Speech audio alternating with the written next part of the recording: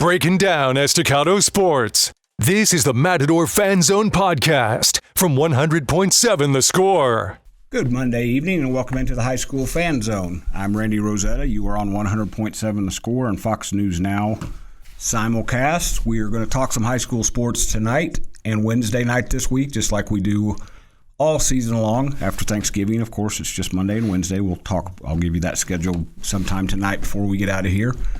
Tony Wagner is going to join us from Estacado. He is en route. I'm not sure if he's alone or if I told him he needed to see if he could bring a couple of his he's got a couple of guys. He's got a lot of good players, but he's got two of them in particular that will jump off the page when you see them play. If they're not here tonight, it'll just be me and Tony, and I bet we can talk just fine about Estacado basketball because, again, the Mats are very good. They've got a 4-3 record right now. Don't let that deceive you. They've played a very tough early season schedule. They're ranked number 4. I want to make sure I say that right. I believe number 4 in the latest TABC poll in Class 4A, which had another familiar name in the boys' rankings as well. Liberty Patriots are ranked number 15. That's the first time Liberty's been ranked in the TABC poll in their school history. They've been mentioned in a couple of other polls, but congratulations to them. They are actually getting ready to play a pretty interesting non-district game. They are up in Amarillo. They're going to play Amarillo High with the varsity starting at 7:30. That's going to be a good test. Patriots are 7-0 and just won the Gene Messer Classic in pretty impressive style. And Amarillo High is Amarillo High. I believe they're ranked 19th in 5A. They're 10-3.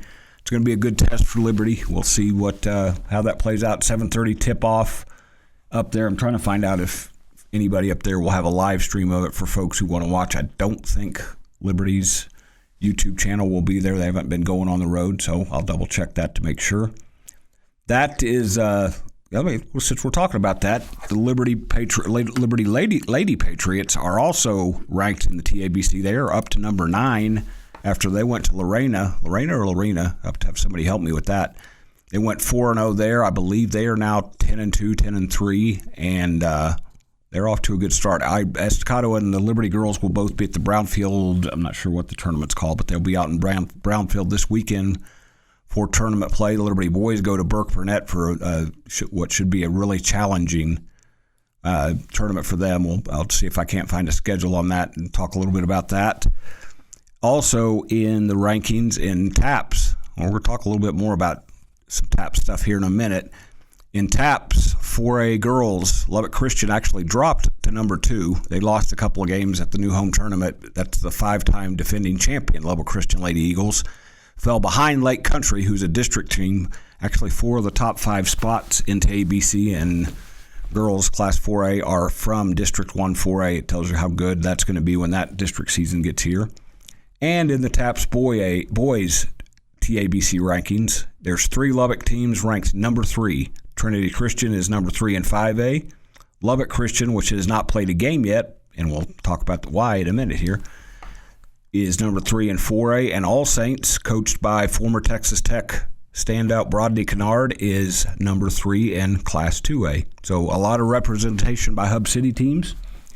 The reason the Lubbock Christian boys do not start their season until tomorrow night when they go down to Midland and take on, I believe that's number 9 ranked Midland Christian, is because the Eagle football team put a pretty nice bow on the 2025 football season for themselves. They won the TAPS Division III state championship on Saturday. They beat Dallas Christian 36-30 in just an incredible game, back and forth. Great plays on both sides of the ball by both of those teams. That's the second state championship for Lubbock Christian in the last 4 years. They've played in the state championship 4 times in the last 7 years. Dynasty gets thrown a lot around in sports. You're hearing from a Chiefs fan here who their dynasty, I think, is at least on hold now. But I think you can probably identify Lubbock Christian's football team in TAPS 4A. They bounce between 3A and 4A, but that's they've got a little bit of a dynasty going on out at 26th and Dover with Chris Softly. This was his 10th season. Just got his 101st win, and I'm going to bet he remembers 101 quite nicely because that's the second state championship. Those guys have I think 12-1 was their final record. Dallas Christian's one of those teams that's built up a pretty strong history before. I need to check. Tony Wagner may know this. He may be able to help me answer on this, but we'll talk about that in a minute because Tony Wagner, actually I'm getting 2-for-1 Wagners here. Come on. What's up, guys? How you doing? If you're watching on TV, he walked by me the other day, Wag, and I said, I know you. I've known you a long time, but you don't have any idea who I was. Because I think I saw, what year were you born? 1992. So 92, so you were 5 or 6 when I met Dad, somewhere along that. So I've known you a long time. You have no idea who I am. So, Wag, introduce your son here. Kevin Wagner, played for me in high school. My oldest son, he brought him with me today because, he has a ride with me. So there we go. Might as well let him come. Am I throwing you under the bus here? Did you not know you were going to have to get on here and talk? I didn't. I found out about 25 minutes ago. Well, if you're going to be a coach someday, you got to get ready for quick change. So Yeah. I said introduce him. Anybody who's paid attention to you guys the last 20 years has a pretty good idea who he was. 2012? 2010 state championship. Mm-hmm. You were a sophomore then, or were you at your senior year? Yeah, I was a sophomore. So you played in one more state tournament. One more. Okay. So folks know who he is, but just to make sure. We were talking a little bit about this. I was thinking about this driving over here. Do you know Brad Crow and Kurt Softly, the Lubbock Christian coaches? Yes. You're very used to this. I know Brad's been coaching the girls as they've gone through the football playoffs. Kurt's team, Kurt's like the defensive coordinator. They just won a state championship on Saturday. One practice, they're going to play Midland Christian on Tuesday with a lot of the same guys. That's a challenge, but when you're a basketball coach in West Texas, you kind of get used to that. Yeah, we kind of going through that right now. I think we've practiced 2 days with the football kids before we went to San Angelo and played in a tournament. So, but with that being said, it is what it is, and so I enjoy that. I get to learn a lot about those guys as well, like how tough they are, and then they get to see how bad of out of shape they're in. So it fixes a lot of problems with playing time and stuff like that. But I'm excited about our team. I'm very excited. We competed really well this weekend. To not know anything. There's a lot of stuff we haven't put in yet. We had 9 new guys, so I'm going to talk about that tournament, especially the game against San Angelo. Sounded like it was pretty fun. So we're coming up on the break. We'll be back right after this break in the High School Fan Zone, 100.7 The Score. Diving headfirst into Estacado athletics. You're listening to the Matador Fan Zone on 100.7 The Score and the 100.7 The Score mobile app. Welcome back, and yes, this is the Matador Fan Zone now officially with Tony Wagner, Kevin Wagner, and Preston Peoples has joined us. We're going to talk real quick about the tournament you went down to. I know I've seen the name, the San Angelo tournament. It's easy enough for me. You guys played really well, played some good competition. What did you see for you? You said you saw some stuff from you guys. What did you see from them in those couple of days? Well, I have to keep reminding myself that there's only 3 guys that were on varsity last year that are playing now, but our expectation hadn't changed. And so I was just extremely proud of our guys. We could have easily went 5-0 down there. Every game that we played, we were winning at one point. I think we got down 20 to Central, and we came all the way back, took the lead, and then, had some things happen where we turned it over there late and ended up losing. But I feel like once we get everybody on the same page and their legs together, understanding our defensive philosophy a little better, I think we're going to be tough in January and February when it matters. And that's a good San Angelo team. I don't think they've lost a game, have they? They haven't. They should have.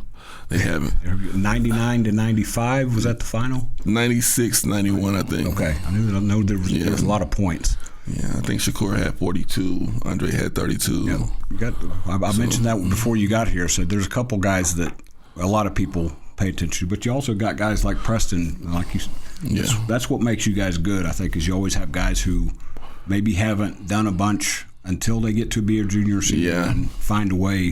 Preston. Yeah, I'm so proud of him. He's just like, and he's fought. He's worked through some adversity and playing time issues, and then he never complained. He just kept working and practicing, so he earned it. So now he's playing. That's what it's high school sports supposed to be about. Preston, coach talked a little bit about getting the football guys back and getting together. How How far along are you guys as players? Coach can see it from one angle, but as players, how close do you feel like you are? I feel like I'm really close with them. It's just whenever we lose them in like off season, we have to rebuild whenever they come back. So it always takes a little bit of time to get reacclimated with each other. But I feel like we're pretty close with each other. To me, that's when guys like you start to maybe become a little bit more of a leader and do some different things. Having them back, how glad are you that those guys are back now to kind of fill in some important gaps? I'm really happy because I think we're going to be really good, especially after we, just like the jitters and knowing what everybody's supposed to do, what their role is. After we figure that out, I think we're going to be real good. All right. So I didn't know you were bringing Kevin. I would have had a whole bunch of questions ready. I know. I'm already ready for it tomorrow after the game. It's the first home game. He's back, and so I figure he should get a little practice after the game tomorrow. Let Kevin grab that mic for a second. What's it been like to coach with Dad? You played for him. He's Dad, but what have been the differences coaching with him? There's really no difference. He fussed the same. So, it's like, once you know his expectations, you meet him or you don't. And he's not going to lower them. So you're going to have to rise to the occasion. So it's nothing too crazy. It's been great, though. It's fun. It's different to go there. And, like, my granny called. We tell her we're at work. And I'm looking right at him. so that's funny. Now, do you get scolded by Granny if she thinks you're being too hard on Kevin? We hadn't had a situation to come yet, but I'm sure that's not out of the realm. I mean, she don't mind, but right now I think it's been pretty easy. They've done a great job. Him and Coach Courtney they both played for me, on that state championship team, and so now they're both on the staff, and I think they understand what it meant to be a part of it before, coming in and being assistants, and so they know what it takes. Which is pretty smart to hire guys who played for you. You don't have to teach them a whole lot about what you want. Yeah, and I'm telling you, I mean, I go in and I watch those freshmen and JV practices, and I see those guys doing things that we do every day. And Coach Perez and Coach Hargrove are great as well, but I didn't have to reteach it. Right. That was the easy transition for me because they already knew. The terminology, the scheme, and things like that. I don't know if that's good or bad. They both been gone over 10 years. I haven't changed a bit, but and so it's been encouraging to go in there and see those guys already doing the things that we do in varsity. And then is it little brother or grandson that's at Estacado with you, or is he at Dunbar? He's at Dunbar. So they're playing right now. Go Cam, get out there and battle. So real quick, you answer this one. You see some similarities in these two when they get to coaching? I don't know. I feel like the personalities are a little different, but they try to they both try to get you to do the same thing. Just like they use different methods. Like Coach Kevin, he's more like he's gonna try to talk to you because he knows Coach Big Wag. He's gonna bring that intensity. You don't really need to do that whenever he's gonna. This is what I've heard through the years. Coming up at the end of the Matador Fan Zone, we're going to come back and talk Monterey Plainsmen in the Plainsman Fan Zone on 100.7 The Score.